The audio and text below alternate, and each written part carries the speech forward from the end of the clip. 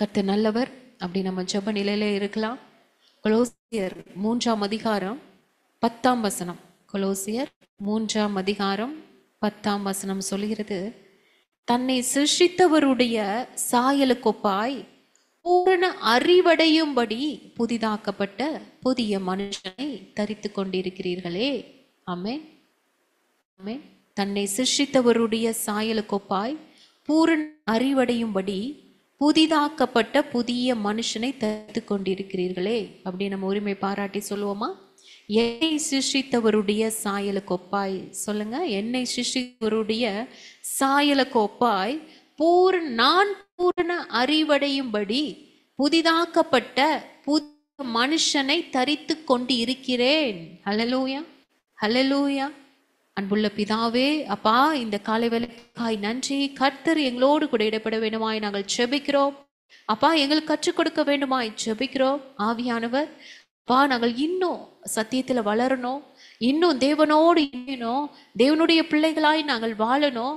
ஆண்டவரே, ஆவிக்குரியவர்களாய் இந்த உலகத்தில் இருக்கிற அப்பா எல்லாரும் தேவ சாயலை பெற்றவர்களாய் வாழணும். மனுஷ சாயல் மாறிடணும். தேவ சாயலை பெற்றுக்கொண்டு இந்த உலகத்துல நாங்கள் ஆண்டவரே அப்பா உலா வரணும் என்பதுதான் என் தேவனுடைய சித்தம். அதை நாங்கள் நிறைவேற்ற கர்த்தர் எங்களுக்கு உதவி செய்யுங்க. என் ஆவியானவர் உதவி செய்யுங்க. புதிய மனுஷனை தரித்து கொள்ள அதுல நிலைத்திருக்க கர்த்தர் உதவி செய்யுங்கப்பா. உங்களுடைய கரத்தில் ஒப்பு கொடுக்கிறோம் நாமத்தில் பிதாவே. ஆமேன், ஆமேன், ஆமேன். இன்று ஆவியானோடு கூட பேசும்படியாக வந்திருக்கிற நம்ம ஒவ்வொருவரும், கேட்டுக்கொண்டிருக்கிற ஒவ்வொருவரும் கர்த்தருக்குள்ள இன்னும் வளரும்படியாக ஆண்டவர் விருப்பப்படுகிறார். எத்தனை பேர் ஆமேன் சொல்றீங்க? எத்தனை பேருக்கு ஆசை நான் இயேசுவை போல மாறணும்? ஆமேன், ஆமேன் சொல்லலாமா? நான் ஆண்டவரை போல மாறணும், நான் ஆண்டவரை போல வாழணும், நான் ஆண்டவரை போல சிந்திக்கணும், நான் ஆண்டவரை போல என்னுடைய பார்வை மாறணும், கர்த்தரை போல அவரோடு கூட இணையணும். என்னுடைய ஆவியும் அவருடைய ஆவியும் ஒன்றா இணையணும். பேசுறது நான் இருக்கக்கூடாது, கர்த்தர் தான் பேசணும். ஒவ்வொருத்தையும் அவர் தான் பேசணும், அவர் தான் நடக்கணும். எனக்குள்ள அவர் இருந்து என்னை முற்றிலுமாய் ஆளுகை செய்யணும். என்னைய சொல்லக்கூடாது, என்னுடைய பேரை யாரும் சொல்லக்கூடாது, இது கர்த்தருடைய பிள்ளை என்று சாட்சி சொல்லணும். ஆமேன், ஆமேன். அப்பேற்பட்டவர்களாய் நம்ம வாழணும்னு தான் ஆவியானவர் நம்மளை பிரித்தெடுத்திருக்கிறார். எத்தனை பேர் இருக்காங்க, எத்தனை ஜனக்கூட்டம் மத்தியில உங்களையும் என்னையும் ஆண்டவர் தேடி தேடி வர்றாரு இல்ல? எதற்காக? அவரை போல மாறுவதற்கு, அவரை போல வாழ்வதற்கு.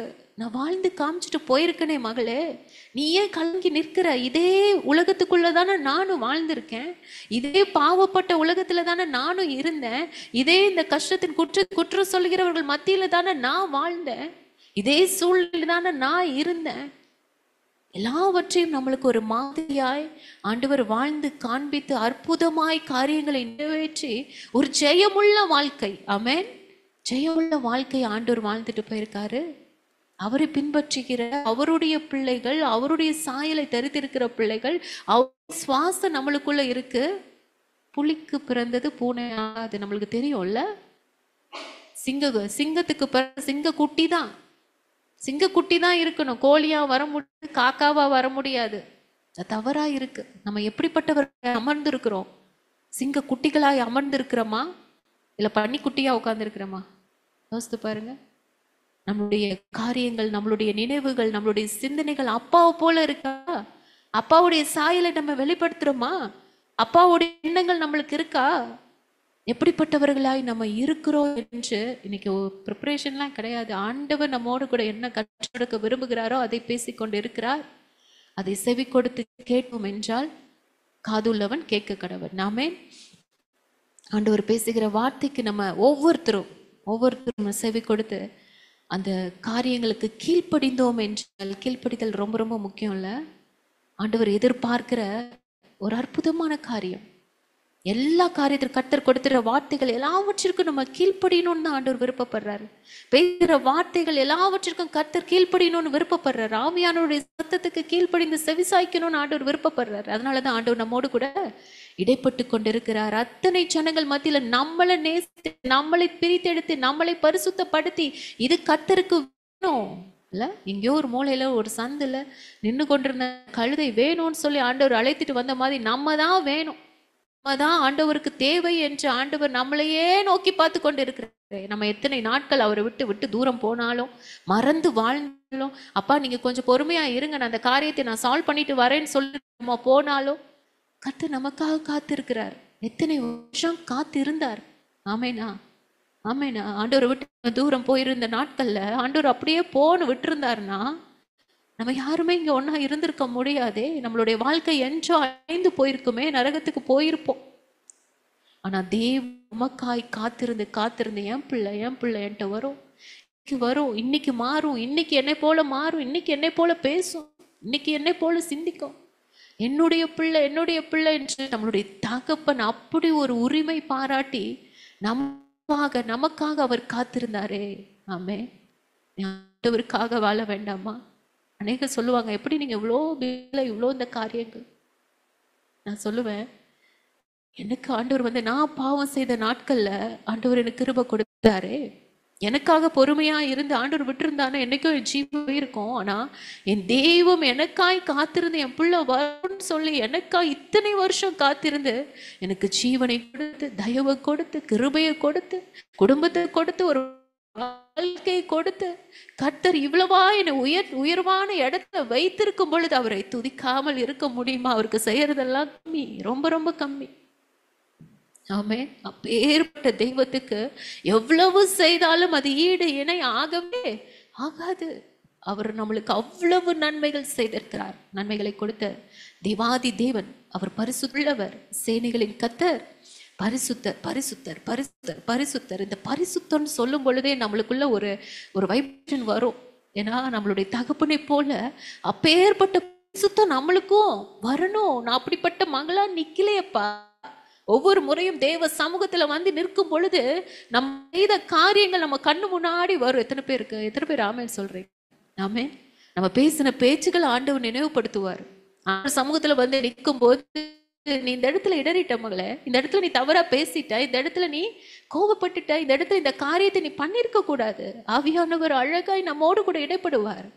ஏன்னா அவர் பரிசுத்தமுள்ள தேவன், சிங்காசனத்தில் அமர்ந்திருக்கிறவர், வானமென் சிங்காசனம் பூமியின் பாதப்படி என்று சொன்ன தேவாதி தேவனுடைய சமூகத்துக்கு முன்பாக நிற்கிற நம்ம அவரை போல பரிசுத்தமாய் வந்து நிற்கணும்னு ஆசைப்படுறாரு. அதனாலதான் நம்மளை தகுதிப்படுத்தி, நம்மளை அவருடைய ரத்தத்தினால கழுவி சுத்திகரித்து பரிசுத்தப்படுத்தி அவருக்கு முன்பாக நிற்கும்படியான ஒரு தகுதியை, ஒரு பாக்கியத்தை, ஒரு ஸ்லாக்கியத்தை, அவருடைய பிள்ளைகள் என்ற ஒரு ஸ்தானத்தை கொடுத்து நிற்க வைத்து அழகு பார்க்கிறார். அல்லேலூயா. அடிமைகளாய் வந்து நின்னோம்னா அது வேற இல்ல. சொல்லும் அடியேன் கேட்கிறேன். இப்ப நம்ம பிள்ளைகளாய் வந்து நிற்கும்படியான ஒரு தகுதியை ஆண்டவர் கொடுத்திருக்கிறார். எத்தனை அன்புள்ள ஆண்டவருக்கு. அவர் மட்டும்தான் நம்மளை மாற்ற முடியும். நம்ம நினைக்கிறோம் ஆண்டவரை போல நான் இருக்கணும், நல்லது.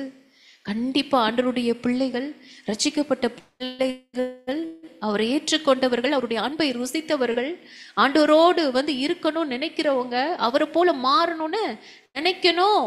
நினைச்சாதான் கர்த்தர் நம்மை மாற்ற முடியும். அவர் தான் செய்ய முடியும். ஏன்னா நம்ம இந்த உலகத்துக்குரியவர்கள் அல்ல, பரலோகத்திற்குரியவர்கள். அங்கிருந்து வந்திருக்கிறோம். நாங்கள் சின்ன பிள்ளைல பாப்பாக்கு கேட்ட சொல்லுவோம், நீ அங்கே இந்த உலகத்துக்குரிய பிள்ளை இல்ல. அம்மா ப்ரேயர் பண்ணும்போது ஆண்டவர், நீங்க அங்க ஹெவன்ல இருந்தியா, ஏஞ்சலா இருந்தியா? அப்ப ஆண்டவர் கூப்பிட்டு, அங்க பாரு அங்க மம்மி உன்னை கேட்குறாங்க, நீ அங்க போன்னு சொல்லி அங்கிருந்து உன்னை அனுப்பிச்சு விட்டாங்க. நீ ஏஞ்சலா நீங்க வந்திருக்கிற. நீ உன்னை எது ஆண்டவர் அனுப்பிச்சாருன்னா, அம்மாவையும் அப்பாவையும் ஆண்டவருக்குள்ள இன்னும் நீ நடத்தணும், இங்க சுத்தி இருக்கிற அத்தனை பேரையும் ஆண்டவருக்குள்ள கொண்டு வரணும். அதுதான் பொறுப்புக்காக உன்னை பூமியில அனுப்பிச்சா நீ என்ன காரியத்தை செஞ்சிட்டு இருக்கிற? அப்படிதான் வந்து குட்டியிலேருந்து பிள்ளைக்கு சொல்லி கொடுத்த ஒரு காரியம். உண்மை அதுதான் இல்ல. நம்ம எல்லாரும் பரலோகத்துக்குரியவர்கள், தேவ தூதர்களை போல ஆண்டவருடைய சமூகம் துதிக்க இருப்பவர்கள், துதித்தவர்கள். ஆண்டவர் வந்து இங்க அனுப்பியிருக்கிறா, நம்ம இருக்கிற எல்லாத்தையும் மாத்தி ஆண்டவருக்குள்ள நடத்தி நம்ம கூட்டிட்டு போகணும். அதற்காக ஆண்டவர் பொறுப்பு கொடுத்து அனுப்பிச்சிருக்காரு. ஆனா அதை மறந்துட்டு நம்ம என்ன செய்யறோம்? உலகத்தோடு உலகமா, ஆமா, அவர்களோடு ஒத்து போற ஒரு வாழ்க்கை, இந்த பிரபஞ்சத்துக்கு ஒத்த வேஷம் தெரிச்சுக்கிட்டு. அதான் நான் சொன்னேன் லாஸ்ட் டைம், தேவதூதர்களே கன்ஃபியூஸ் ஆயிடுவாங்கல்ல. இது யாருப்பா ஏசப்பா பிள்ளைங்க, இது யாரு சாத்தானுடைய பிள்ளைங்கன்னு வித்தியாசமே தெரியாதபடி சில நேரத்தில் நம்மளுடைய முகமூடி மாறிடுது, வித்தியாசமா மாறிடுது இல்ல. அந்த கன்ஃபியூஷன் அவங்களுக்கே வந்துருது. நம்மளுக்கே சில நேரத்தில் அப்படிதான் கன்ஃபியூஷன் வரும். நம்ம யாருன்னே தெரியலையே, நம்ம என்ன இப்படி இருக்கிறோம், இப்படி வாழ்கிறோம், நம்ம ஆண்டோடைய பிள்ளைன்னு சொல்கிறோம், இப்படிப்பட்ட ஒரு வாழ்க்கை வாழ்ந்துட்டு இருக்கிறோம். ஒரு நிமிஷம் நம்ம யோசித்தோன்னா அப்படிதான் ஆண்டவர் தேவனுக்கு ஏற்றவர்களாக, இந்த உலகத்திற்கு உரியவர்கள் அல்ல என்பதை தலையில கொட்டி கொட்டி கொட்டி சொல்லிக்கணும். அப்ப உலகத்திலும் உலகத்தில் உள்ளவைகளிலும் நம்ம அன்பு கூற மாட்டோம். ஆமேன், ஆமேன். அப்படி அன்பு கூர்ந்தோம்னா பிதாவுடைய அன்பு இல்லைட்டார் ஆண்டவர், தெளிவா சொல்லிட்டாரு. நீ உலகத்தின் காரியத்துல நீ அன்பு கூர்ந்தீன்னா அங்கேயே நீ அன்பு கூர்ந்துக்கிட்டே அழுதுகிட்டே உட்காந்துரு மகளே, டாட்டா பாய் பாயின்ட்டு இருக்கிறவங்களை கூட்டிட்டு போயிடுவார். ஆமேன். நம்ம நோக்கம் என்ன, எங்கிருந்து வந்தோன்னு தெரியும், திரும்ப எங்க போக போறோம்னு தெரியும். ஆனா அதற்குள்ளாய் நடக்கிற இந்த உலகத்தின் காரியத்தை பார்த்து இடறி போறோம், கலங்கி போறோம், கவலைப்படுறோம், துக்கப்படுறோம், அழுகுறோம். இல்ல அது கிடைக்கல, இது கிடைக்கல, அவங்க பேசல, இவங்க பேசல, அந்த காரியம் எனக்கு நடக்கல, எல்லா காரியத்தையும் நம்மளே இழுத்து போட்டு அழுது உட்காந்து எதற்கு அழுகுறோம், இந்த இம்மைக்குரிய காரியத்துல என்ன பிரயோஜனம்ன்றதே தெரியாம நம்ம நாட்களை வீணாக்கி கொண்டு இருக்கிறோம். அதுதான் ஆவியானவர் என்று நம்மளுக்கு கற்றுக் கொடுத்து கொண்டிருக்கிறார். இந்த உலகத்தின் காரியத்தை குறித்து நீ கவலைப்படுறதுனால உனக்கு ஒரு பிரயோஜனமும் கிடையாது. ஆமே. ஆண்டவருடைய காரியங்களை தேடு, கர்த்தரோடு இணையும்படியான காரியங்களை தேடு, இன்னும் அதிகமாய் கர்த்தரோடு கிட்டி சேரும்படியான காரியத்தை நோக்கி உன்னுடைய கண்கள் நேராக்கு, உன் இருதயத்தை நேராக்கு, உன் பாதையை சீர்படுத்து. கர்த்தருடையதான் நீ நடக்கிறாயா, அதை யோசித்து பாரு. ஒவ்வொரு நாளும் தற்பரிசோதனை செய், ஒவ்வொரு நாளும் பாவ அறிக்கை செய், ஒவ்வொரு நாளும் ரட்சிக்கப்படு, ஒவ்வொரு நாளும் தேவனோடு கூட உறவாடு, கர்த்தருடைய சத்தத்தை கேளு. அதற்காக தான் நீ அழைக்கப்பட்டாய் என்று ஆவியானவர் நம்மளுக்கு கற்றுக் கொடுத்து கொண்டே இருக்கிறார். இந்த பூமியில வரும் பொழுது பரிசுத்த ஆவியினால் கன்னி மரியாளிடத்தில் தேவகுமாரனாகிய இந்த வார்த்தையானவர் வந்தது போல, வார்த்தையினாலும் பரிசுத்த ஆவியினாலும் அவர் நிரப்பப்பட்டவராய் வந்தார். ஆமேன். அப்படித்தானே வந்தாரு. அப்பாவை போல நம்மளும் எப்படி இருக்கணும்னு ஆண்டவர் விரும்புறாருன்னா, அவருடைய வார்த்தையினாலும் பரிசுத்த ஆவியினாலும் நம்மளும் நிரப்பப்படணும். நம்மளுக்கு ஒரு முன்மாதிரியாய் அவர் வாழ்ந்திருக்கிறார். 30 வயசு வரை தாய் தகப்பனுக்கு கீழ்ப்படிந்து அந்த நாட்கள்ல நடந்த எந்த அற்புதத்துக்கும் அவர் போகல, எந்த அற்புதமும் செய்ய. அடுத்து ஒரு ஞானஸ்தானம், பரிசுத்த ஆவியின் அபிஷேகத்தை பெற்றுக்கொள்றாரு. அடுத்து வனாந்தரத்துல சாத்தானால் சோதிக்கப்படுறாரு. அன்னைக்கே சொன்னேன் 3 அது இந்த கல்லுகள் அப்பங்கள் ஆகும்படி சாத்தான் சொல்ற காரியம், கீழே குதிங்க, தூதர்கள் கூட்டிட்டு போவாங்கன்னு சொல்ற காரியம், அடுத்து என்னை எல்லாத்தையும் காமிச்சு வணங்குனீங்கன்னா எல்லாத்தையும் கொடுப்பேன்னு சொல்ற காரியம். இது 3 பார்த்தீங்கன்னா 3 தான். 3 ஃபர்ஸ்ட் உணவு, அடுத்து உலகம், அடுத்து உயர்வு. எல்லாமே இந்த பூமிக்குரிய காரியங்களை காண்பித்து தான் சர்வ வல்லவரையே சோதிக்கிறான் சாத்தான். இல்ல இந்த 3ஐயுமே ஆண்டவர் எப்படி ஜெயித்தாரு? வார்த்தையினால். மனுஷன் அப்பத்தினாலே மாத்திரமல்ல தேவனுடைய வார்த்தையினால் பிழைப்பான், எழுதி இருக்கிறதே. உன் தேவனாகிய கர்த்தரை பரீட்சை பாராதிருப்பாயாக, எழுதி இருக்கிறதே. உன் கர்த்தர் ஒருவருக்கே ஆராதனை செய்வாயாக, எழுதி இருக்கிறதே. ஆமேன். வார்த்தையினால் அவனை துரத்தினாரு. ஆமேன். அந்த காரியம் நம்மளுக்கும் இருக்கணும்னு ஆண்டவர் எதிர்பார்க்கிறார். அதுக்கான ஒரு கல்யாண வீடு முதல் அற்புதம் இல்ல, அங்க இயேசு கிறிஸ்துவாக மாற்றப்பட்ட டிரான்ஸ்பர்மேஷன் அந்த இடத்துல ஒரு நடக்கிறது. ஸ்திரீயே என்று கூப்பிடும் பொழுது மிகப்பெரிய ஒரு மறுரூபமாகிற ஒரு காரியம். அடுத்துதான் அவர் அநேக அற்புத அடையாளங்கள் நன்மை செய்கிறவராய் அப்படியே ஆண்டவர் இந்த பூமியில வாழ்ந்த காரியங்களை யோசித்து பாருங்களேன். அவருடைய வார்த்தையினால் சுகம் வந்தது, விடுதலை வந்தது, பாவம் மாறியது, சாபம் மாறியது, ஜெயம் கிடைத்தது, காற்றும் கடலும் அடங்கியது, மரித்தவன் உயிரோடு எழும்பினா, எல்லா வியாதியும் நீங்கியது, பிசாசுகள் அலறி அடிச்சு ஓடிச்சு. ஆமென். எத்தனை எத்தனை எத்தனை எத்தனை அற்புதங்கள் இந்த பூமியில அவர் நன்மை செய்கிறவராய் சுற்றி திரிந்தார். இது எல்லாமே அவரை போல மாறணும்னு ஆசைப்படுறவங்க இதை யோசிக்கணும். என் கர்த்தர், என் தகப்பன் இந்த பூமியில இருக்கும்போது எப்படிப்பட்ட ஒரு காரியத்தை அவர் செய்தார். அவரை போல நான் மாறணுமே, வாஞ்சிக்கணும், இருந்து துடிக்கணும். அவரை போல என்னை மாற்றுங்க பாப்பா, நீங்க செஞ்ச மாதிரியே நானும் செய்யணும். உங்களுக்கு நீங்க அந்த வாயினால ஜெயித்த மாதிரி நான் ஜெயிக்கணும். அற்புதங்கள் அடையாளங்கள் நீங்க செஞ்ச மாதிரி அதை விட அதிகமாய் செய்வாங்கன்னு சொன்னீங்க விசுவாசிக்கிறவங்க, அதை நான் செய்யணும். ஆமென். இதை விட ஒரு விதமான ஒரு காரியம், மறுரூபமாகிற ஒரு காரியத்தை அதையும் ஆண்டவர் நம்மளுக்கு அற்புதமாய் வாழ்ந்து காமிச்சிருக்கார், முன்மாதிரியாய். எவ்வளவு ஆச்சரியம் பாருங்களேன். எல்லாவற்றையும் வாழ்ந்து காட்டியவர் இந்த மறுரூபமாகுதலையும் நடத்தி காண்பித்திருக்கிறார். அப்ப இந்த அனுபவம் உனக்கும் வரும் மகளே, நீ கேட்டினா. ஆமென்.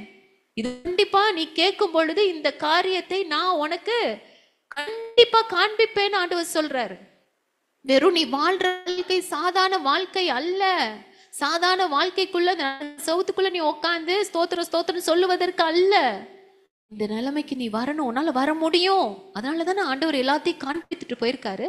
மத்தேயு 17 மார்க் 9 இந்த நிகழ்ச்சிக்கு கொடுக்கப்பட்ட சம்பவம் இருக்குல்ல. உயர்ந்த மலையின் மேல் அவர் ஏறி அவர்களுக்கு முன்பாக மறுரூபமாகிற ஒரு காரியம். அங்க என்ன நடந்துச்சு? முகம் சூரியனை போல பிரகாசித்தது, வஸ்திரம் வெளிச்சத்தை போல வெண்மையாய் இருந்தது. இல்ல அங்க யார் வந்தாங்க? எலியா வந்தாரு, மோசே வந்தாரு. இவங்க தான் எலியா, இவங்க தான் மோசேன்னு பேதுரு அடையாளம் கண்டுட்டார். ஆமென். யாரா உணர்த்திருப்பா? ஆண்டவர் ஆவியானவர் தானே பேதுருக்கு உணர்த்திருப்பாங்க. யாருன்னே தெரியாது இல்ல, அவங்களும் பார்த்தது இல்லைல்ல. ஆனா எப்படி இவங்க கரெக்டா அடையாளம் சொன்னாங்க? ஆண்டவர் தான் இல்ல, பேதுருக்கு வெளிப்படுத்தியிருப்பாருல்ல. உடனே அவர் சொல்லிட்டார், 3 கூடாரம் போட்டுடலாம் ஆண்டவரே, நம்ம என்ன பண்ணலாம், இங்கேயே இருந்துடலாம். பேதுருக்கு இந்த பிரசன்னம் பிடிச்சிருச்சு. எத்தனை பேருக்கு பிரேயரை முடிக்க மனசே வராது? ஆராதிக்கும் பொழுது ஆராதனையை முடிக்க மனசே வராது. ஆண்டவருடைய சமூகத்திலிருந்து வெளியே போறதுக்கு மனசே வராது. பேதுரு நினைச்சாரு, இந்த மறுரூபமாகிற இந்த பிரசன்னம், இந்த தேவனோடு இருக்கிற இந்த ஐக்கியம் எத்தனை இன்பமானது. இதை விட்டு நான் கீழே போனேன்னா பசிக்குமே, இதை விட்டு கீழே போனேன்னா மற்ற முகத்தை பார்க்கணுமே, இதை விட்டு கீழே போனேன்னா அவங்களோடு கூட தேவையில்லாத வார்த்தைகள் பேசணுமே, போட்டி வந்துருதே, முந்திரி கொட்டத்தனமா நான் பேசிடுறேனே, ஏதாவது ஒரு பாவம் செஞ்சிடறேனே. ஆனா அந்த தேவ பிரசன்னத்திலேயே நான் இருக்கும் பொழுது எவ்வளவு ஒரு சந்தோஷமாய் ஒரு இன்பகரமாய் இருக்கிறது. ஆமென், ஆமென். அதனாலதான் சொல்றாரு, இங்கேயே இருந்தெல்லாம் ஆண்டவரே, பூமிக்குரிய காரியம் வேண்டாம், கீழே இறங்கி போக வேணாம். இந்த மலையிலேயே உங்களோட கூட எலியா கூட மோசே கூட பேச வேண்டியது அநேகம் உண்டு. எப்படி நீங்க இந்த காரியத்தை செஞ்சீங்க, எப்படி அக்கினியை இறக்குனீங்க, எப்படி இத்தனை லட்சம் ஜனங்களை நடத்துனீங்க, அவங்களுக்காய் பரிந்து பேசுனீங்க. வணங்கா கழுத்துள்ள ஜனங்களா இருந்தாலும் நீங்க எப்படி நீங்க பரிந்து பேசுனீங்க இல்ல. இந்த காரியங்கள் அநேகம் அவர்களோடு பேச வேண்டுமே, உரையாட வேண்டுமே, உங்களோடு நாங்க பேசணும், நிறைய காரியங்களை கற்றுக்கொள்ளணும். அதனால உங்க கூடயே இருந்துடுறோம்ப்பா, உங்க கூடயே இருந்துடுறோம். ஆமே. அப்பதான் மேகத்திலிருந்து ஒரு சத்தம், இவர் என்னுடைய நேசகுமாரன், இவருக்கு செவி கொடுங்கள். ஹல்லேலூயா. இந்த அனுபவம் வேணும்னா ஆண்டவர் நம்மளுக்கு சொல்ற ஒரு வார்த்தை, நம்ம உயர்ந்த மலையில ஏறி வரணும் முதலாவது. ஆமேன். ஏறி வந்தவங்கலாம் பார்த்தீங்கன்னா ஆண்டவருடைய வசனத்தை கேட்க தாகமாக இருந்தவங்க, ஆண்டவர் வாழ்ந்த நாட்கள்ல இல்லை போனாங்க மலை மேலே. ஆண்டவர் எங்கெல்லாம் போனாரோ அங்கெல்லாம் மலை மேலே ஏறி போனாங்க. தாகமாக இருந்தவங்க ஏறி போனாங்க. அடுத்து பார்த்தீங்கன்னா பரிசுத்த ஆவியானவரை பெற்றுக்கொள்ளும் 120 பேர் அப்போஸ்தலர்கள் அந்த மேல ஏறி போய் நின்று ஆண்டவர் எப்படியாவது ஆவியானவரை கொடுத்துட்டு போறேன்னு சொன்னாரு. அந்த ஆவியானவர் எப்படி இருப்பாருன்னு தெரியாது. ஏசப்பாவையாவது நாங்க பார்த்துருக்கோம், அவரோடு நடந்திருக்கோம், அவரோடு பேசியிருக்கோம், அவரோடு சாப்பிட்டுருக்கோம், அவரோடு தூங்கிருக்கோம். ஆனா பரிசுத்த ஆவியானவர் என்று தேற்றரவாளனை கொடுத்துட்டு போறேன்னு சொல்லியிருக்காரு. அவர் எப்படிப்பட்டவரா இருப்பாரு, எப்படி நம்ம கூட இருப்பாரா, இல்ல என்ன செய்வாரு, எப்படி அவரை நம்ம ஏற்றுக்கொள்றது, எப்படி அவரை உணர்றது இல்ல, யோசிச்சிருப்பாங்கல்ல. ஆனா ஆண்டவர் சொல்லிட்டாரு, எருசலேம்ல காத்திருங்கள் சொல்லிட்டாரு. நம்ம காத்திருந்து ஜெபிக்கும் பொழுது கண்டிப்பா பரிசுத்த ஆவியானவர் வருவார். அவர் எப்பேற்பட்டவரா இருந்தாலும் அவர் ஏற்றுக்கொள்வதற்கு நாங்க தாகம் இருக்கிறோம். அப்படி மேல் வீட்டறையில ஏறி போய் பரிசுத்த ஆவியானவருக்காக காத்திருந்தாங்க. ஆண்டவரோடு போன இந்த 3 பேரும் பார்த்தீங்கன்னா 12 பேர் ஆண்டவர் தெரிந்தெடுத்தாரு.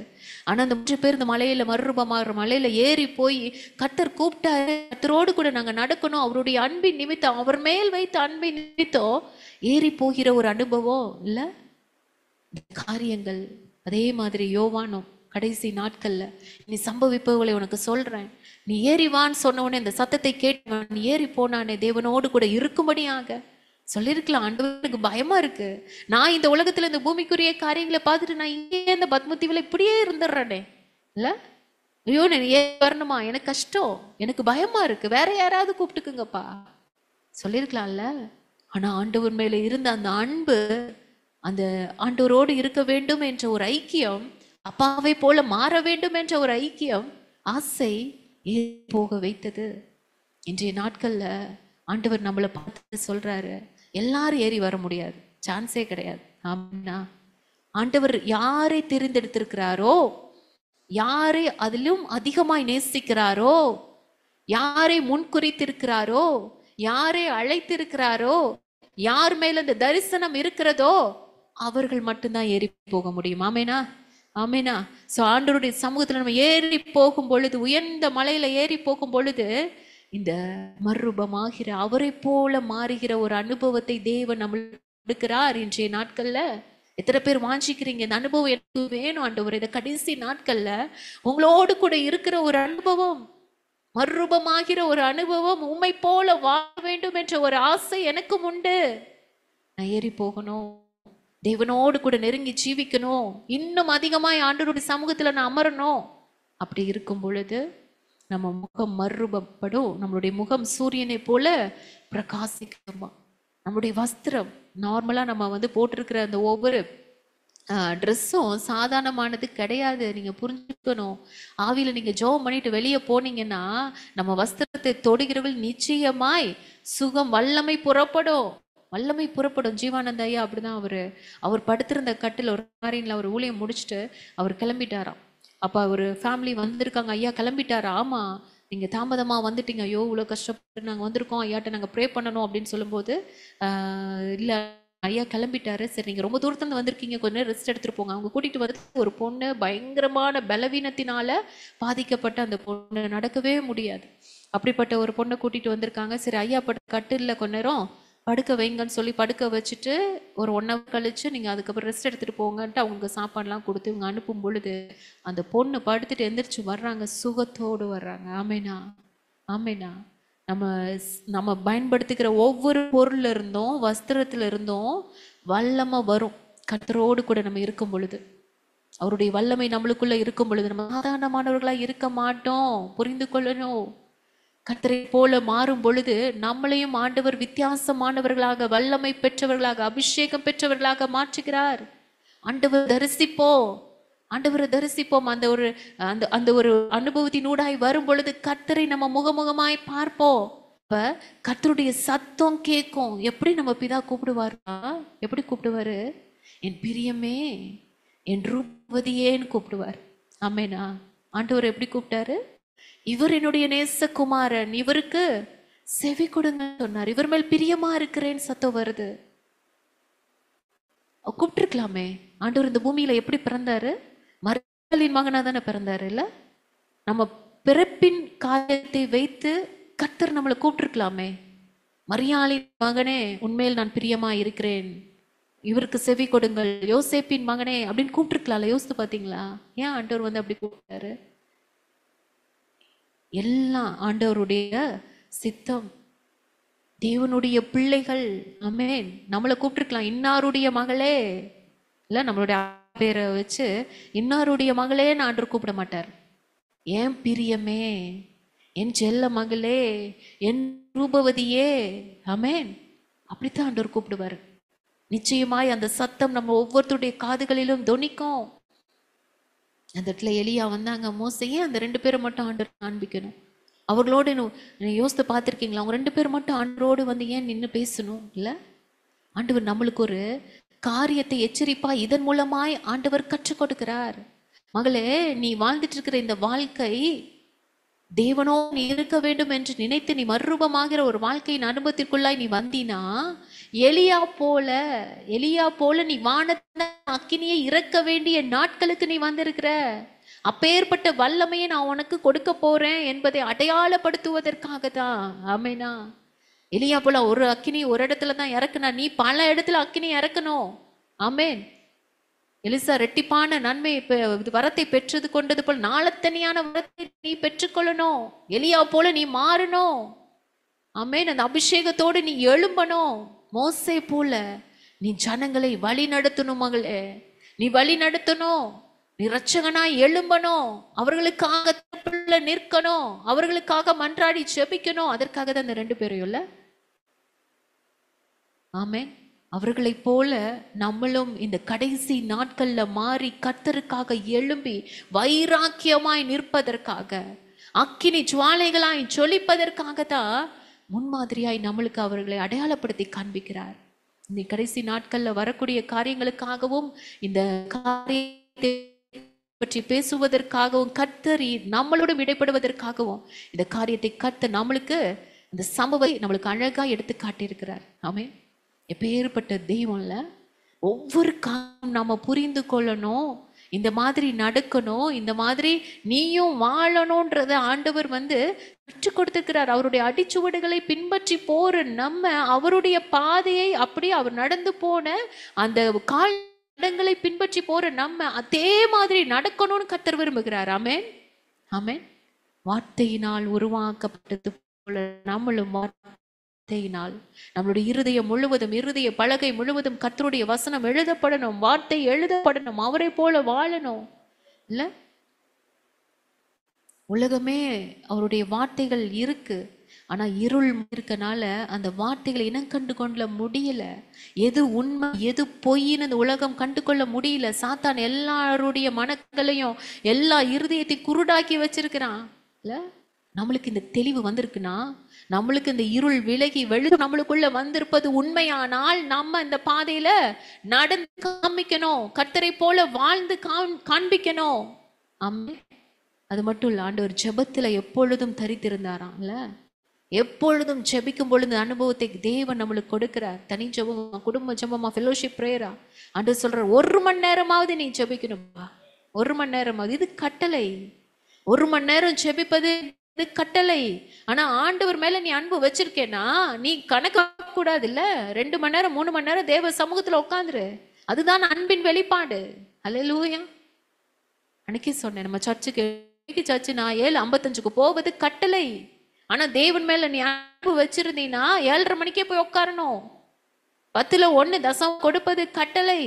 தேவன் மேல நீ அன்பு வச்சிருக்கீன்னா நீ கணக்கு பார்க்காம நீ எவ்வளவு உற்சாகமாய் கொடுக்கணும். நீ எவ்வளவு கொடுத்தாலும் கர்த்தருக்கு கொடுக்கறன்னு நினைக்கணும். ஒவ்வொரு காரியமும் நம்ம கட்டளைக்கே கீழ்ப்படுகிறது இல்ல. அன்பினம் எப்ப நம்ம அந்த நிலைமைக்கு வருவோம், தேவன் மேல் அன்பா இருக்கிற. அதனால பேதுருவை பார்த்து ஆண்டவர் கேட்டுட்டே இருந்தா, நீ அன்பா இருக்கியா, அன்பா இருக்கியா, அன்பா இருக்கியா? அப்ப நீ ஆடுகளை மேய்ப்பாயாக. எத்தனை ஆடுகள் சிதறி போய் வழி தெரியாமல் ஓடிக்கொண்டு இருக்கிறது. ஆண்டவர் மேல அன்பு வைத்திருக்கிறேன் என்று சொல்கிறவர்கள் அந்த நம்ம கண்ணு இருந்தோம் காணாதவர்களாய், காது இருந்தோம் கேட்காதவர்களாய், இறுதியில் உணரப்படாதவர்களாய் எத்தனை நாட்கள் வாழ்வது? யோசித்து பாருங்க. வழி தவறி போகிற ஆடுகளை தேடி கண்டுபிடிச்சிட்டு கூட்டிட்டு வரணும் தேவ சமூகத்துக்கு. அதான் ஆண்டவர் அப்படி கேட்கிறார், அன்பா இருக்கிறாயா? ஆமென். வார்த்தையில் நிரப்பப்பட்ட தெய்வம், ஜெபத்துல எப்பொழுதும் தரித்திருந்த தெய்வம், அதே மாதிரி எதிர்பார்க்கிறார். பரிசுத்த ஆவியினால நிறைந்தவராய். ஹல்லேலூயா. எப்பொழுதும் தேவன் எங்க போனாலும் தேவ பிரசன்னம் தான். ஆமென். எங்க போனாலும் பரிசுத்த ஆவியானவர் அவரோடு கூட இருந்தாரா? ஆமென். சர்வ அதிகாரமும் அவரா இருக்கணும். ஒரு இடத்துல நீங்க பார்க்கும் பொழுது மத்தேயுல என்னுடைய ஆவியினாலே பிசாசுகளை துரத்துகிறார் அப்படின்னு சொல்லி வரும். இல்ல, ஒரு லூக்கால அவருடைய விரல் வரும். அந்த விரல் தான் பரிசுத்த ஆவியான. அப்பனா அவருடைய டோட்டல் எல்லாமே ஆவியானவர் ஆளுகை செய்து கொண்டிருக்கிறார். ஆமென். விரல் நுனியாகட்டும், அவருடைய முடியாகட்டும், அவருடைய பாதமாகட்டும், அவருடைய எங்க போனாலும் ஒவ்வொரு அவயவங்களும், ஒவ்வொரு அணுக்கள், செல்கள், திசுக்கள், நரம்புகள், எலும்புகள் எல்லாவற்றிலும் பரிசுத்த ஆவியானவர் நிறைந்தவராய் இருக்கிறார். ஆமென். எப்பேற்பட்ட ஒரு அனுபவம் இல்ல? ஆமென். எல்லா சூழ்நிலையிலும் ஆவியானவரே கூட இருந்து அவரை தேற்றினார், நடத்தினார். கடைசி வரைக்கும் ஆவியானவர் கூட இருந்தார். அதனால தான் அந்த ஆவியை ஊதி கடைசியில பரிசுத்த ஆவியை பெற்றுக்கொள்ளுங்கள் என்று அவருடைய பிள்ளைகளுக்கும் ஆண்டவர் கொடுத்துட்டு போயினா, ஆவியானவர் மூலமாய் இயக்கப்பட்டு இந்த உலகத்துல நம்ம பாவ மாம்சத்தின் சாயலாய் வந்திருந்தாலும் கர்த்தருடைய ஆவியானவர் எனக்குள்ள இருந்ததுனால இந்த பாவம் மேற்கொள்ளல, இந்த பாவத்துக்கு நான் இடம் கொடுக்கல. இல்ல, அவர் வார்த்தையினாலும் ஆவியினாலும் நிரப்பப்பட்டதுனாலதான் இந்த உலகத்தின் அசுத்தங்களுக்கு தப்ப முடிந்தது, உலகத்தின் பாவத்துக்கு தப்ப முடிந்தது. மாம்சத்துல தானே வந்தார். அவருக்கும் அந்த சிந்தனைகள் எல்லாமே சாத்தான் கொண்டு வர்றதுக்கு ட்ரை பண்ணல. எத்தனை குற்றம் சாட்டுவதற்கு மக்களை கூட கூட்டிட்டு எல்லாத்தையும் பேச வச்சு கோவப்படுத்த நினைச்சிருப்பான்ல. ஆண்டவரும் கோவப்பட்டு எல்லாத்தையும் அழிச்சிட்டு போயிடட்டும், அவருடைய திட்டம் அப்படியே இதோடு க்ளோஸ் ஆயிரட்டும். எத்தனை இடத்துல தந்திரமா அவன் ஒவ்வொரு இடத்துலையும் ஆண்டவரை குற்றப்படுத்துவதற்கு ஆட்களை கூட்டிட்டு வர்றான்னா, அந்த இடத்துல ஆண்டவரை எப்படியாவது கோபப்படுத்திட்டு அங்க வானத்துல இருந்து அக்கினியை கொண்டு வந்து எல்லாத்தையும் அழிச்சு போட்டுட்டு அவர் வந்ததான நோக்கத்தை திட்டத்தையும் முறியடிச்சு திரும்ப பரலோகத்துக்கு ஏறி போயிடணும். இல்லைன்னா சிலுவையில அறைந்து அதோடு அவர் மரித்து போயிடணும், உயிர்த்தெழுந்து வரக்கூடாது. இதுதான் அவனுடைய திட்டம். ஆண்டவர் நம்மளுக்காக செய்ய நினைத்ததை செய்ய வந்ததை தடுக்கணும். இந்த பிள்ளைகளுக்கு பரலோகம் கிடைக்காது, தேவனுடைய பிள்ளைகள்ன்ற ஸ்தானம் வரக்கூடாது. எல்லாம் நம்மளுடைய பிள்ளைகளாய் வந்து நரகத்துக்கு கூட்டிட்டு போகணும். அவனுடைய திட்டம், அவனுடைய தந்திரம் அதுதான். எல்லாம் ஆண்டவர் அறிந்தவராய் பொறுமையாய் எல்லாவற்றையும் எவ்வளவு அருமையாய் ஆண்டவர் ஹேண்டில் பண்ணாருல்ல. எப்படி முடிந்தது? பரிசுத்த ஆவியானவருடைய ஆளுகை. இதைதான் ஆண்டவர் நம்மளுக்கு கற்றுக் கொடுத்திருக்கிறார். நீ ஆவியானவரால் நடத்தப்பட்டினா நீ நார்மல் மனுஷனாய் அவங்களுடைய ஸ்டாண்டுக்கு நீ இறங்கி போக மாட்ட. மோசேட்ட அதுதான் ஆண்டவர் கேட்டாரு. நான் உன்னை எப்படிப்பட்ட ஒரு நிலைமையில வச்சிருந்தேன், ஒரு ஆவியுடைய ஸ்டாண்டர்ட்ல வச்சிருந்தேன்ல. உன்னை விடிய காத்தால நீ வந்து மேல ஏறினான்னு சொன்னது எதுக்கு? உனக்கு வல்லமையை கொடுப்பதற்கு, என்னுடைய ஆவியை கொடுப்பதற்கு, என்னோடு கூட பேசுவதற்கு. இந்த வாய்ப்பு வேற யாருக்குமே கிடைக்கல. யோசுவாக்கு கிடைக்கல, அந்த நாட்கள்ல வேற யாருக்குமே கிடைக்கல. உனக்கு மட்டும் நான் கூப்பிட்டு பேசுறேனே, உனக்கு மட்டும் வார்த்தை கொடுத்து கொண்டே இருக்கிறேனே, உன்னைய மட்டும் பயங்கரமா நான் நடத்துறேனே, உனக்கு மட்டும் கேக்குதே. எதற்காக? நீ ஆவிக்குரிய ஸ்டாண்டர்ட்ல இன்னும் நிலைச்சு நிக்கணும். ஆனா நீ என்ன பண்ண? அவர்கள் எல்லாரும் கோபப்படுத்தும் பொழுது அந்த மனிதர்களுடைய ஸ்டாண்டர்ட் இறங்கி போயிட்ட மகனே. அது தவறு, அது தவறு. கோலை நீ வந்து நீ நீட்டின் போது நீட்டி தான் செஞ்சிருக்கணும்ல. எவ்வளவு பெரிய நீ தவறு, கோவப்பட்டிருக்க. இதுதான் ஆண்டவர் வந்து அழகாய் அவருடைய நாட்கள்ல வாழ்ந்து காமிச்சாரு. சுற்றி குற்றம் சொல்ல அத்தனை பேர் இருக்கும் பொழுது அவர் கோபமே படலை. கோவப்பட்டு அழிச்சிருந்தாருன்னா சீஷர்களும் சொன்னாங்கல்ல, ட்ரை பண்ணாங்க. எலியா நாட்கள்ல இந்த ஜனங்கள்லாம் பாருங்க எவ்வளவு மோசமா இருக்காங்க. எலியா நாட்கள்ல அவங்க வந்து வானத்துல இருந்து அக்கினியை வர வச்சு எல்லாத்தையும் அழிச்சு போட்டாங்கல்ல. 2 பேரா அழிச்சு போட்டார்ல. அது மாதிரி நீங்க இங்க எல்லாத்தையும் என்ன பண்ணிருங்க? அழிச்சு போட்டுருங்க. ஆண்டவர் சொல்லுவார், நீங்க என்ன ஆவியில பேசுறீங்கன்னு எனக்கு தெரியலையே. நான் எதுக்கு வந்தேன்? ஜனங்களுக்கு ஜீவனை கொடுக்க, அது பரிபூர்ணப்பட, ஜனங்களை காப்பாற்ற வந்தேன், அழிப்பதற்கு இல்ல. ஆமே. நான் ஒரு நிமிஷத்துல செய்ய முடியாதா என்ன? ஆண்டவர் நினைச்சு சொல்லியிருப்பார்ல. ஒரு செகண்ட்ல இந்த ஜனங்களை எல்லாம் அழிச்சு போட்டுட்டு நான் பரலோகத்துக்கு ஏறி போறதுக்கு எவ்வளவு நேரம் ஆகும்? சிலுவையில் அறையப்படும் பொழுது இத்தனை காரியங்களை ஏற்றுக்கொண்டு நான் அனுபவிக்கிறதுக்கு எனக்கு என்ன வந்தது? ஒரு நிமிஷத்துல எல்லாரையும் அழித்துட்டு நான் பரலோகத்துக்கு பிதாவிடத்துல போய் சந்தோஷமா இருப்பதற்கு எவ்வளவு நேரம் ஆகும்? ஆனா என்னுடைய மனசுல இருந்தது எல்லாமே இந்த ஜனங்கள் தான்.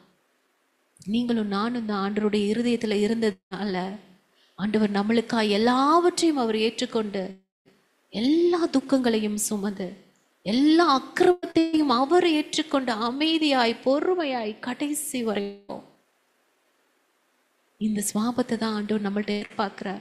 ஆண்டவரை விட நம்மளுக்கு பாடுகள் உண்டா? யோசித்து பாருங்க. அவரை விட நம்மளுக்கு வந்து கஷ்டம் இருக்கா? அவர் நம்மளுக்கு போராட்டம் இருக்கா? அவர் ஃபேஸ் பண்ண மாதிரி நம்ம காரியங்கள் ஃபேஸ் பண்றோமா? யோசித்து பாருங்க. எவ்வளவு பாடுகள், எவ்வளவு கஷ்டங்கள், எல்லாவற்றையும் நம்மை நினைவு கூர்ந்தவராய் அவர் பொறுத்து கொண்டது போல நம்மளும் பரலோக மேன்மையை நினைவு கூர்ந்தவராய் அப்பா கூட நம்ம இருக்க போறோம். இந்த கொஞ்ச நாட்கள் தான் நம்ம இந்த உலகத்துல இருக்க போறோம் என்பதை உணர்ந்து எல்லாவற்றையும் நம்ம சகித்து கொண்டோம் என்றால், நம்மை கஷ்டப்படுத்துறவங்களை, நம்மளை வேதனைப்படுத்துறவங்களை, நம்ம துக்கப்படுத்துறவங்களை இன்னும் அதிகமாய் நேசித்தோம் என்றால், அவர்களுக்காய் செபித்தோம் என்றால், உன் சத்துருக்களை சிநேகிங்க. ஆண்டவர் எவ்வளவு வார்த்தைகள் அருமையாய் நம்மளுக்கு கொடுத்திருக்கிறார்ல. சபிக்கிறவங்களை ஆசீர்வதிங்க. எந்த தெய்வம் அப்படி சொல்லும்? யாரு சொல்லுவா? ஒரு வார்த்தை பேச நீ 10 வார்த்தை நீ வந்து நாக்க புடுங்குற மாதிரி பேசிட்டு வர வேண்டியதானே? அப்படித்தானே எல்லாரும் சொல்லுவாங்க. ஆனா எந்த தெய்வம் அப்படி சொல்லுது? யோசித்து பாருங்க. சபிக்கிறவங்களை நீ ஆசீர்வதிச்சுட்டு வா, நீ நல்லாவே இருக்க மாட்ட, நீ நல்லா இருப்பமா, நீ ரொம்ப நல்லா இருப்ப, உன்னை ஆண்டவர் ரொம்ப நேசிக்கிறான்னு சொல்லிட்டு வாங்களேன். எவ்வளவு பெரிய அது பிளஸ்ஸிங். அப்படிப்பட்டவங்களா நம்ம இருக்கணும்னு தான் ஆவியானவர் நம்மோடு கூட பேசி கொண்டு இருக்கிறார். நீ உன்னோட ஆவிக்குரிய ஸ்டாண்டர்ட்ல இருந்து உன்னை நான் ஒரு லெவல்ல வச்சிருக்கேன் மகளே. நீ என்னுடைய பிள்ளை, என்னுடைய பார்வையில நீ விலையேறப்பட்ட பிள்ளை. நீ ஸ்டாண்டர்ட்ல இருந்து நீ இறங்கி போகாத. இந்த மனுஷங்களுக்கு ஈக்குவலா போய் பேசாத. இந்த உலகத்துக்கு ஈக்குவலாய் சாத்தானுக்கு ஈக்குவலா போய் சரி மல்லு கட்டாத. அவர் ஸ்தானத்துல இருந்து இறங்கி வரணும்னு தான் அந்த கல்லுகள் அப்பங்களாகும்படி அவன் தந்திரமா பேசுறான். ஆண்டவருக்கு முடியாதா என்ன? கல்லு என்ன மலைய கூட அப்பக்க முடியும். அந்த ஸ்தானத்தை விட்டு அவர் இறங்கி வந்து இந்த காரியத்தை செஞ்சு அவர் சாப்பிடணும். இதுதான் அவனுடைய தந்திரம். ஆண்டவர் அந்த இடத்துக்கு இடம் கொடுக்கவே இல்லையே. அவனோடு கூட போற சில விஷயங்கள் ஆண்டவர் வந்து சிப்போ தள்ளி போட்டு போயிட்டே இருப்பாரு இல்ல. அதே மாதிரிதான் நம்மளும் சாத்தான் கொண்டு வருகிற போராட்டம் எதுவா இருந்தாலும் நம்ம அப்படி தூக்கி எரிஞ்சிட்டு போயிட்டே இருக்கணும். இவ்வளவுதானே எனக்கு வந்து கஷ்டம் கொடுப்பியா, பிரச்சனை கொடுப்பா, சிப்போ எங்க கூட ஆண்டவர் இருக்காரு, சர்வ வல்லமில்லது உன் கூட போராடுறதுக்குலாம் எனக்கு நேரம் கிடையாதுப்பா, உனக்கு ஆன்சர் பண்ணணும்னு எனக்கு நேரம் கிடையாதுப்பா. இல்ல அநேக காரியங்களை நம்ம நெக்லெக்ட் பண்ணிட்டு போய்கிட்டே இருக்கணும். நம்ம போற பாதையை தடுப்பதற்கு, நம்மளுடைய தரிசனத்தை தடுப்பதற்கு, நம்மளுடைய ஆண்டவர் நம்மளுக்கு வைத்திருக்கிற மேன்மையை பெற்றுக்கொள்ளாதபடி தடுப்பதற்கு சாத்தான் செய்கிற தந்திரங்கள் தான் அநேக காரியங்கள், பிரச்சனைகள், போராட்டங்கள். ஆமீன். எல்லாவற்றையும் உதறி தள்ளிட்டு போல நான் வாழணும், அவரை நான் பின்பற்றுறேன், அவரை மாதிரி நான் மாறணும் இல்ல, அவர் நம்மளுக்கு முன்பதாக போகணும், அவர் தான் கூட வரணும். ஆமீன். மோசே சொல்லுவாரு, மோசேட்ட ஆண்டவர் சொல்லும் பொழுது, இந்த ஜனங்கள்லாம் வணங்கா கழுத்துள்ள ஜனங்களா இருக்காங்கப்பா, என்னால முடியாது, நான் வரமாட்டேன், நான் தூதனை அனுப்புறேன். மோசே சொல்லுவார், இல்லப்பா, எத்தனை தூதன் வந்தாலும் நீங்க இருக்கிற மாதிரி இருக்குமா, நீங்க எங்களோடு கூட வர்ற மாதிரி இருக்குமா, நீங்க தான் சாமி வரணும், நீங்க வரலன்னா நாங்க நகர கூட சொல்லிடுவார். எத்தனை பேர் சொல்றீங்க? ஆமா, நான் நிறைய நேரத்துல நம்ம சொல்றோம், யாராவது அனுப்புங்க, போயிட்டே இருக்கிறோம் இல்ல, தூதனையாவது அனுப்புங்க, பரவாயில்ல போயிட்டு இருக்கிறோம், இல்ல ஒரு மகனையாவது அனுப்புங்க, ஒரு ஊழியக்காரையாவது அனுப்புங்க, அவர் பின்னாடி ஃபாலோ பண்ணி போய்கிட்டே இருக்கிறோம் அவரை இல்ல. அவர் என்ன செய்யறாரோ, இன்னைக்கு நாட்கள் அப்படித்தானே இருக்கு, ஊழியக்காரர் எப்படி ஆடுறாரோ, எப்படி பாடுறாரோ, எப்படி ட்ரெஸ் பண்றாரோ, வந்து ஹேர் ஸ்டைல் வச்சிருக்கிறாரோ, அவரை போல மாறணும், அவரை போல ஆடணும், அவரை போல எல்லா காரியமும் செய்யணும். அவர் செய்யறாரு, அவர் தான் தலைவர் இல்ல. யாரு தலைவர்? கர்த்தர் தான் தலைவர், அவர் தான் நம்மளுக்கு குரு, அவர் தான் நம்மளுக்கு எல்லாமே. அவரை போல மாறணும், அவர் தான் நம்ம கூட இருக்கணும், அவரை தான் நம்மளுக்கு முன்மாதிரியா வைக்கணும். வேற யாருமே கிடையாது, யாருமே ஃபிட்டே ஆகாது. நம்ம தகப்பனை போல ஒருத்தர் அந்த இடத்துல வேற யாரை வச்சாலும் அது தகுதியே இருக்காது. நம்ம ராஜா, பரலோக ராஜா மட்டும்தான். ஆமென். அப்பேற்பட்டவர்களாய் நம்முடைய சிந்தை ஆண்டவர் இயேசு கிறிஸ்துவின் சிந்தையாய் மாறும். ஒரு பாசிட்டிவ் மைண்டு வந்துடும். பரலோக சிந்தை, பிதாவுக்கு அடுத்ததான காரியம், ஒரு மேலான சிந்தை நம்மளுக்குள்ள வரும். ஆமென், ஆமென். அதான் ரோமர் 8:5-6 வாசிக்கிறோம். அன்றி மாம்சத்தின்படி நடக்கிறவர்கள் மாம்சத்துக்குரியவைகளை சிந்திக்கிறார்கள், ஆவியின்படி நடக்கிறவர்கள் ஆவிக்குரியவைகளை சிந்திக்கிறார்கள்.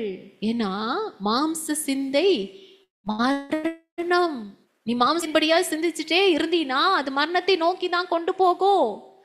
ஆவியின் சிந்தையோ ஜீவனும் சமாதானமும். ஆமென் சொல்லலாமா? ஒரு லைஃப், ஒரு பீஸ் ஆண்டவர் நம்மளுக்கு கொடுக்கிறார். ஆமென். ஆவியின் சிந்தை உடையவர்களாய் அவருடைய சிந்தையை நம்ம தரித்து வாழணும். தேவனால் பிறந்த எவனும் பாவம் செய்யான் என்று அறிந்திருக்கிறோம். தேவனால் பிறந்தவர்கள் என்றால் ஆவிக்குரிய பிறப்பு. நம்ம கர்த்தரை ஏற்றுக்கொண்டு ரட்சிக்கப்பட்டு ஞானஸ்தானம் வாங்குற ஒரு பிறப்பை குறிக்கிறது. அவன் பாவம் செய்ய மாட்டான்.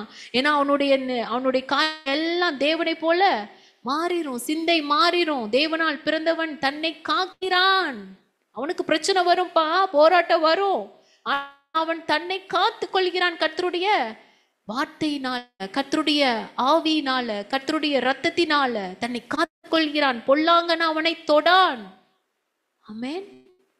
முழுவதுமாய் கர்த்தருடைய பிள்ளையாய் நீ மாற்றப்பட்டினா, உருமாற்றம் அடைஞ்சிட்டினா, மறுரூபம் ஆயிட்டினா, பிசாசு உன்னை தொட முடியாது. எந்த விதத்திலும் நீ ஷேக் ஆக மாட்ட.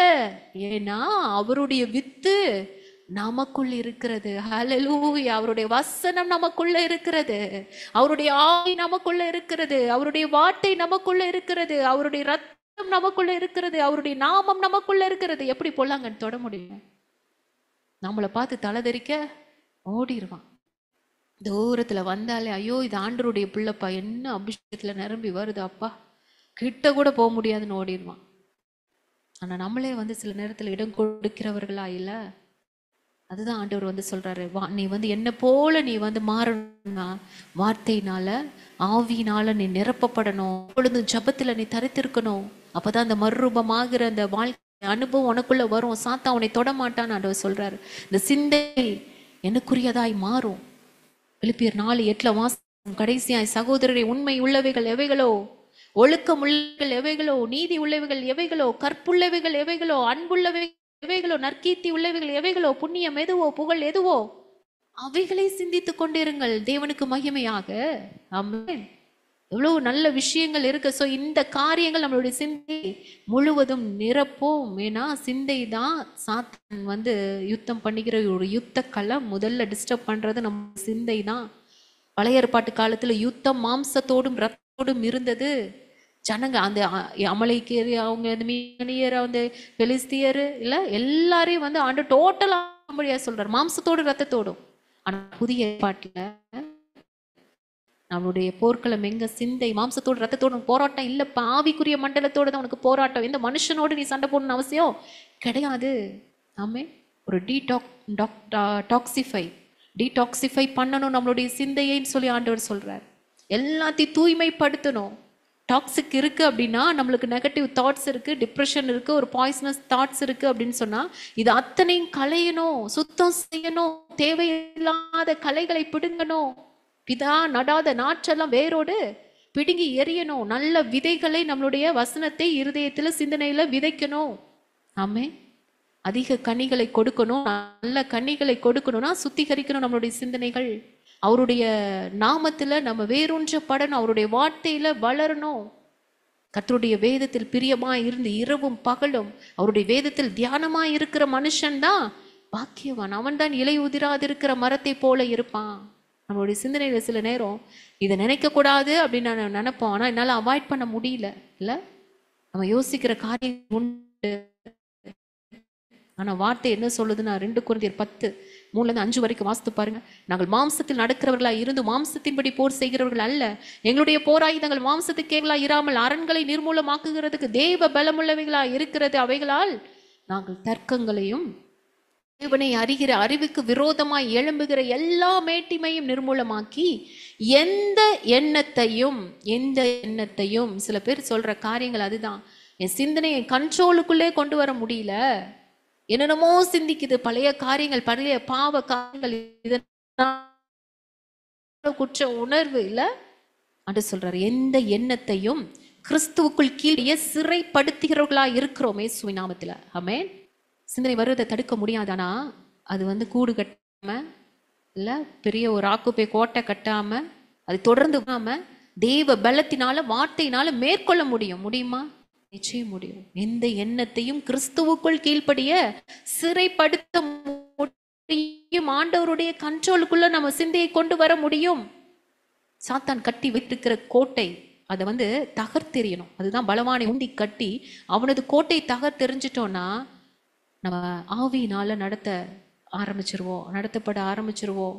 ஆவியின் பட்டயம் வார்த்தை நம்மளுக்கு கொடுக்கப்பட்டிருக்கிறது. அதன் மூலமா அவனுடைய கோட்டைகளை தகர்த்து எறியணும்னு ஆண்டவர் சொல்றார். தேவன் எப்படி சாத்தானை ஜெயித்தாரோ அதே போல நாமும் ஜெயிக்கணும். ஆமென். அவரை போல அந்த பார்வை மாறிடும். கர்த்தர் நம்மோடு கூட இருக்கிறார். நம்மளுடைய வாழ்க்கையில நடக்கிறது எல்லாமே நன்மைக்கே. அந்த காரியங்கள் எல்லாமே ஒரு ஆப்டிமிஸ்டிக் தாட்ஸா நம்மளுக்கு மாறிடும். நிறையை மட்டும் பார்க்கிறவர்களாய் நம்மளுடைய மாறிடும். பெசிமிஸ்டிக் தாட்ஸ் வராது.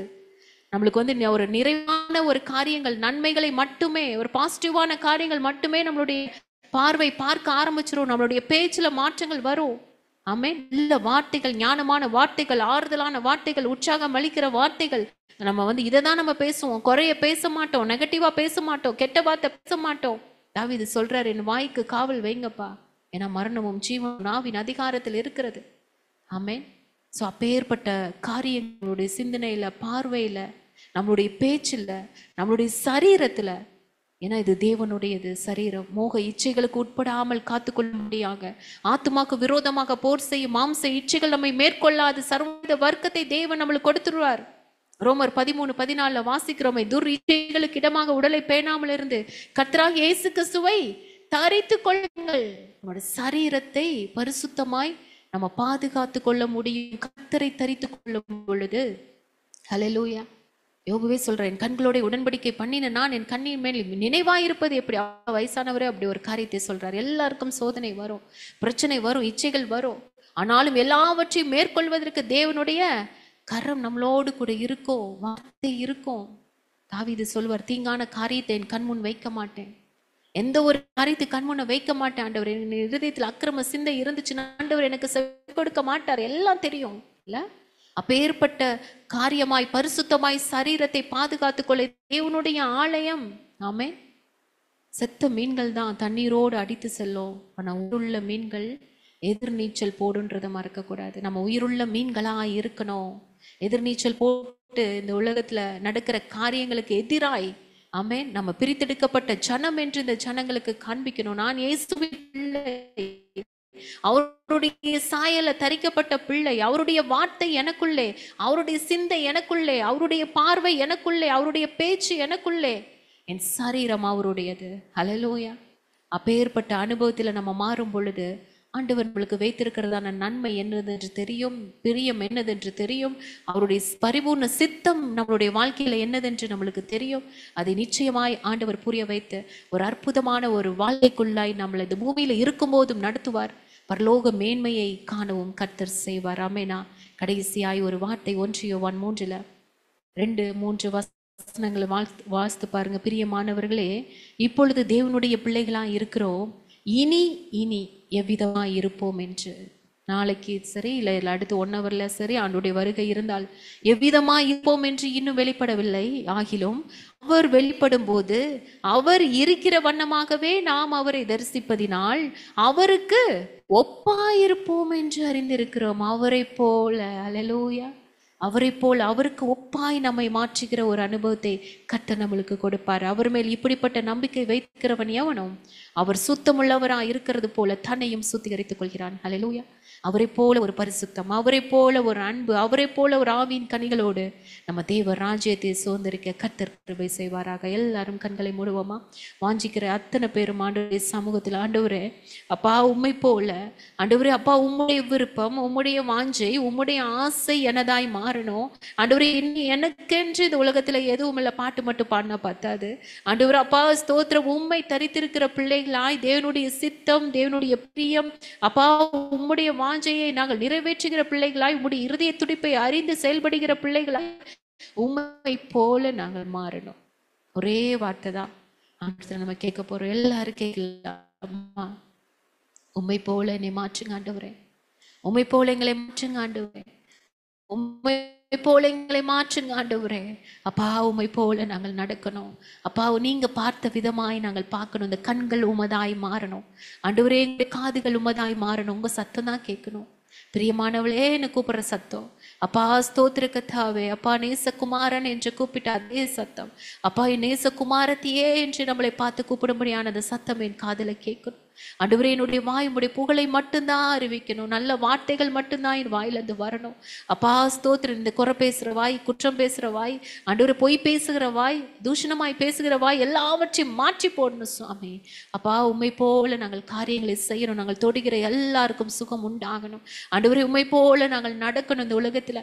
அப்பா நீர் எங்கெல்லாம் போய் சுவிசேஷம் அறிவித்தீர, உம்முடைய கால்களை போல எங்களுடைய கால்களை மாற்றுங்க ஆண்டவரே. உம்முடைய பாதையில மட்டும்தான் நடக்கணும். இது இடறி போய் எந்த கண்ணீரை சிக்கிக் கொள்ளக்கூடாது இந்த கால்கள். அப்பா எந்த ஒரு தவறான பாதைக்குள்ளாய் போய்விடக்கூடாது. கர்த்தர் சித்தம் இல்லாத இடத்துல போய் இந்த காலை நிக்க கூடாது. அப்பா பேர்பட்ட கால்களாய் எங்களுடைய கால்களை மாற்றுங்க ஆண்டவரே. அப்பா உம்முடைய பிரசன்னத்துல எப்பொழுதும் இருக்கணுமே, உமோடு கூட நடக்கணுமே, உமோடு கூட பேசணுமே, உமோடு கூட இருக்கணுமே. அப்பா நன்றி நன்றி நன்றி நன்றி. உம்மை போல மாறணுமே ஆண்டவரே. அப்பா ஸ்தோத்திர கர்த்தாவே, ஸ்தோத்திரம் ஸ்தோத்திரம். வாஞ்சிக்கிறவங்க கேட்கலாமா ஆண்டவரே? அப்பா ஸ்தோத்திரம், உம்மை போல வாழ்ந்தால்தான் அந்த உலகத்துல நாங்க வாழ முடியும்ப்பா. இந்த பாவமான பொல்லாப்பான இந்த உலகத்துக்குள்ள நாங்கள் பரிசுத்தமாய் வாழ்வது என்பது மிகப்பெரிய ஒரு சவால் ஆண்டவரே. ஆண்டவரே அப்பா ஸ்தோத்திரம், அதை ஜெயிக்கணும்னா என் கர்த்தர் எங்களோடு இருக்கணும். நீங்க தான் இருக்கணும், நீங்க தான் இருக்கணும். எந்த தூதனும் அப்பா ஸ்தோத்திரம் இதை சரி பண்ண முடியாது. அப்பா யாரும் சரி பண்ண முடியாது. எவ்வளவு பெரிய ஒரு மோட்டிவேஷனல் ஆண்டவரே அப்பா பேசுறவங்களா இருந்தாலும் இந்த காரியத்தை சரி பண்ண முடியாது.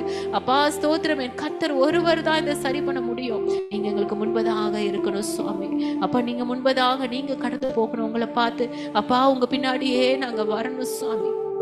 உம்மை பிரதிபலிக்கணும். உம்மை பிரதிபலிக்கணும். உம்முடைய சாயலாய் மாறணும்.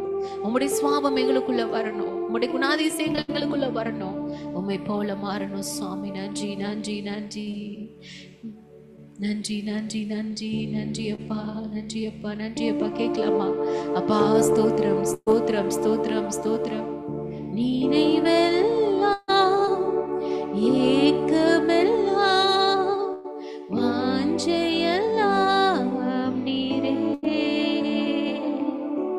நினைவெல்லாம் ஏக்கமெல்லாம் வாஞ்சையெல்லாம் நீரே.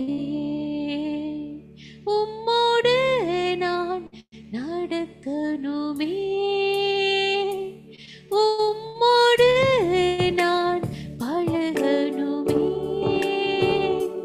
உந்தன் சித்தம் செய்யணுமே. என் அன்பே என் உயிரே, என் அன்பே என் உயிரே. மழைக்காக காத்திருக்கும் பயிர் போல நான் காத்திருந்தேன். கீழ் காற்று வீசுமென்று ஆவலுடன் எதிர்பார்த்திருந்தேன். மழையாக இறங்கணுமே, என்னை முழுதும் நனைக்கணுமே. மழையாக இறங்கணுமே, என்னை முழுதும் நனைக்கணுமே. என் அன்பே என் உயிரே, என் அன்பே என் உயிரே. தாயென்பே தகப்பனென்பே தனிமையிலே என் துணை என்பே. சிநேகிதரே சிறந்தவரே மார்போடு என்னை அணைத்தவரே. மணவாட்டி என்றவரே, மணவாளன் இயேசுவே. மணவாட்டி என்றவரே, மணவாளன் இயேசுவே. என் அன்பே என் உயிரே, என் அன்பே.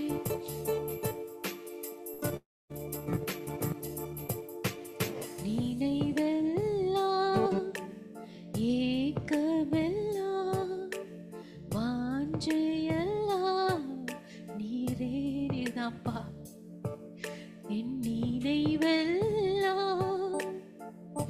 ஏக்கமெல்லாம் வாஞ்சையெல்லாம் நீரே. உம்மோடு நான் நடக்கணுமே, உம்மோடு நான் பழகணுமே. கேளுங்க. உந்தன் சித்தம் செய்யணுமே. ஆமாப்பா. என் அன்பே என் உயிரே,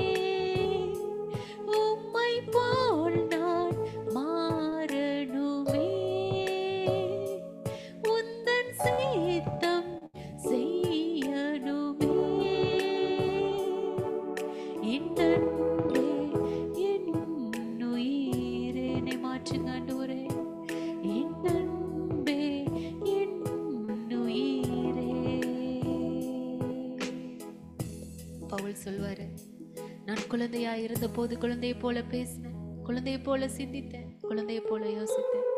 இப்ப நான் புருஷன் ஆயிட்டேன். ஹல்லேலூயா. ஆண்டவருடைய பிள்ளையாய் அவருக்கு ஏற்ற விதமாய் நான் மாறிட்டேன். ஆவிக்குரிய முதிர்ச்சி எனக்குள்ள வந்துருச்சு.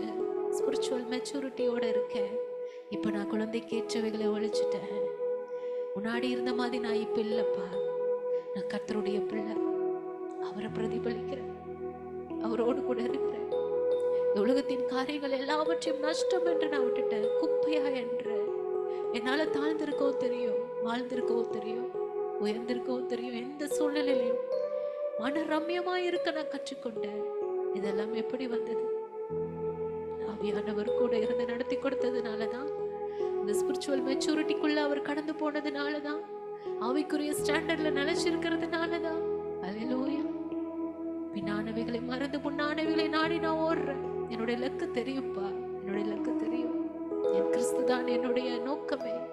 அவர் தான் என்னுடைய கோல், அவர் தான் என்னுடைய இலக்கு, அவர் தான் எனக்கு எல்லாமே. அவரை நோக்கி ஓடிட்டே இருக்கேன். இதற்கிடையில என்ன வந்தாலும் அது எனக்கு பெருசா தெரியாது. என்ன பிரச்சனை வந்தாலும் உதறி தள்ளிட்டு ஓடிட்டே இருப்பேன். நல்ல போராட்டத்தை போராடினேன், ஓட்டத்தை முடித்தேன், விசுவாசத்தை நான் காத்துக்கொண்டேன். எத்தனை ஒரு வெற்றியான ஒரு வாழ்க்கையில. ஆமென். அது ஆண்டவர் சொல்ற, நீ அசால்ட்டா வாழாதம்மா, நீ சால்ட்டா வாழ. இந்த பூமிக்கு சால்ட்டா வாழ்ந்து காமி. கர்த்தரை அறிந்து நீ அசால்ட்டா வாழாத, நிர்விசாரமா இருக்காத, சோம்பேறித்தனமா இருக்காத. கர்த்தருடைய பிள்ளையா இந்த பூமிக்கு உப்பாய் நீ வாழ. ஹல்லேலூயா, ஹல்லேலூயா. அப்படிதான் ஆண்டவர் வாழ்ந்துட்டு போனாரு இல்ல?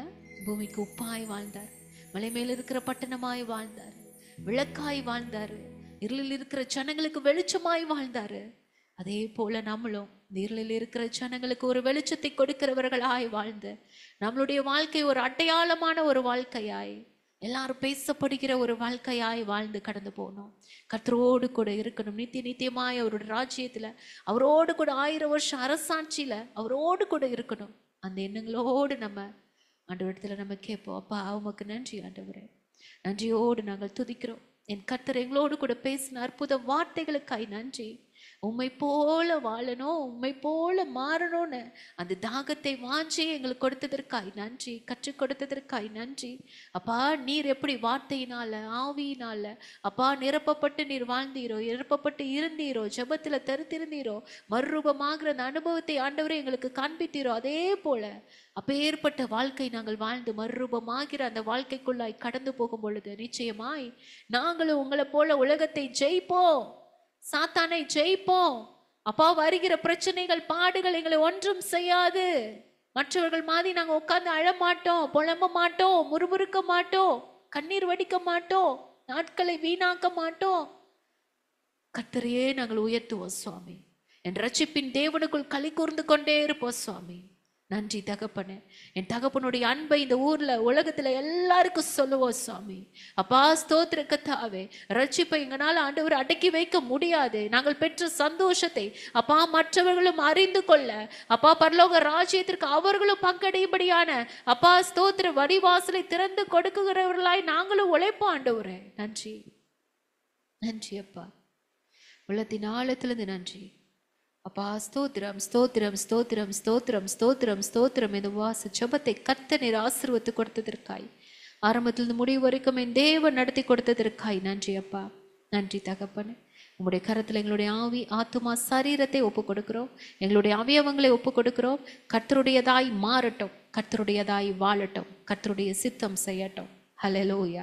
உம்முடைய கரங்களை அர்ப்பணிக்கிறோம். இயேசுவின் நாமத்தில் ஜெபிக்கிறோம் எங்கள் ஜீவனுள்ள நல்ல பிதாவே. ஆமென், ஆமென், ஆமென்.